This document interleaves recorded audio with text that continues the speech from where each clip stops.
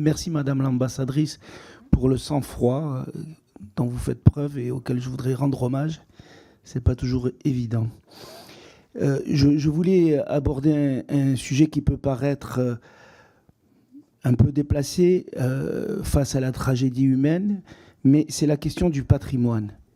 Parce que la destruction des bâtiments à Gaza est en train d'effacer la mémoire collective palestinienne, et on est devant une politique d'anéantissement culturel et identitaire qui a déjà eu lieu d'ailleurs sur d'autres territoires concernés en Palestine. D'après l'UNESCO, c'est 69 sites culturels au moins qui ont été détruits dans la bande de Gaza au cours de l'année. Par exemple, la grande mosquée de Gaza, qui est pluricentenaire, ou encore l'église Saint-Porphyre, qui abrite la tombe de l'évêque qui avait christianisé la cité au 5e siècle. Là aussi, il y a des chrétiens d'Orient, je tiens à le souligner. Ce sont donc des sites historiques musulmans et aussi chrétiens qui sont détruits par Israël. On se souvient de l'indignation quand il y a eu la destruction des temples de Palmyre par Daesh ou les Bouddhas de Bamiyan par les talibans. En comparaison, le culturicide qui a lieu à Gaza fait peu de bruit. Et je crois que c'est un sujet important. Est-ce que vous pouvez préciser votre analyse sur ce sujet? Merci. Merci beaucoup pour votre question. Vous l'avez abordée dans votre intervention liminaire, mais je pense que la question est tout à fait essentielle, effectivement, pour être retraitée à ce stade. Merci beaucoup pour cette question. Vous touchez à le patrimoine, l'identité nationale, l'identité collective d'un peuple, la mémoire collective également d'un peuple.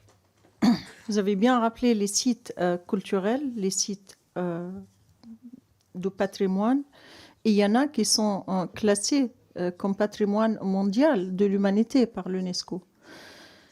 L'église Saint-Porphyre, je dois rappeler que c'est le 3e plus vieille église dans le monde qui se trouve à Gaza et la plus ancienne de toute la Palestine historique. Et cette église a abrité depuis après le 7 octobre non seulement la communauté chrétienne de Gaza, mais aussi les musulmans de Gaza. Et cette église a été bombardée à plusieurs reprises. Et 20 chrétiens palestiniens ont été assassinés par les bombardements à Gaza. Et hélas, on n'a pas entendu d'indignation. Le musée Al-Basha, personne n'en a parlé, mais j'apporte cette information. C'est un ancien palais, très très ancien, des centenaires dans la bande de Gaza, où Napoléon Bonaparte a dormi pendant 3 nuits dans la ville de Gaza, lors du siège de Saint-Jean d'Ancre. Tout ce patrimoine, c'est nos écoles, nos universités, nos centres culturels, nos églises, nos mosquées. Des milliers de mosquées sont bombardées. C'est pour atteindre l'identité palestinienne, atteindre l'existence palestinienne. Pour moi, le moment le plus dur depuis le 7 octobre était quand j'ai vu en direct mon université bombardée, en direct.